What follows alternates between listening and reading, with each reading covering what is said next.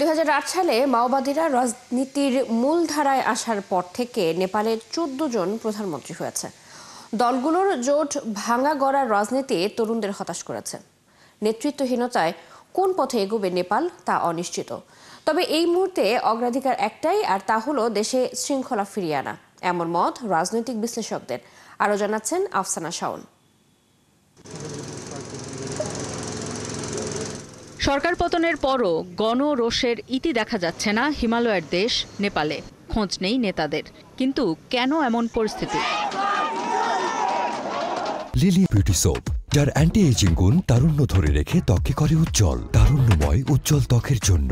Remark. Facebook সহ 26টি সামাজিক যোগাযোগ মাধ্যম নিষিদ্ধ করার প্রতিবাদে তরুণ ছাত্র যুবদের গণবিক্ষোভের জেরে 48 ঘণ্টার মধ্যেই পতন হয়েছে প্রধানমন্ত্রী কেপি শর্মা ওলির নেতৃত্বাধীন communist party of Nepal UML এবং নেপালি কংগ্রেস জোট সরকারের।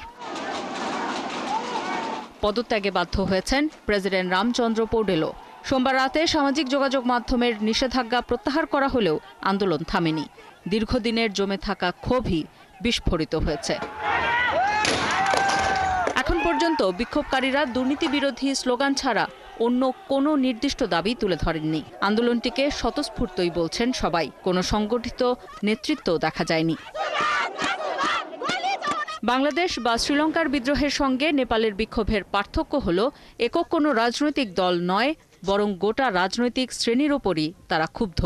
যুগের পর যুগ ধরে নেতাদের অব্যবস্থাপনা নিয়েও ক্ষোভ আছে সাধারণ মানুষের। প্রধানমন্ত্রী কেপি শর্মা ওলির পদত্যাগে রাজনৈতিক পট পরিবর্তনের এক সন্ধিক্ষণে দাঁড়িয়ে আছে নেপাল।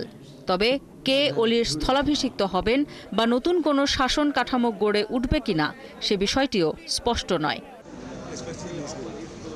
নেতারা পালিয়ে বেড়াচ্ছেন, তাই নেতৃত্বে কেউ নেই। নিরাপত্তা বাহিনীর প্রধান এবং আমলারা শান্তির আহ্বান জানাচ্ছেন। এতে বোঝা যাচ্ছে রাজনৈতিক নেতৃত্ব একপাশে সরে গেছে। ফলে নেপালে এই মুহূর্তে ক্ষমতায় শূন্যতা তৈরি হয়েছে। দ্রুত কোনো সরকার বা অন্তর্বর্তী কর্তৃপক্ষ দায়িত্ব না নিলে সহিংস পরিস্থিতি আরও কদর্য রূপ নেয়ার আশঙ্কা আছে বলে মনে করছেন রাজনৈতিক বিশ্লেষকরা। আফসানা শাওন, ৭১।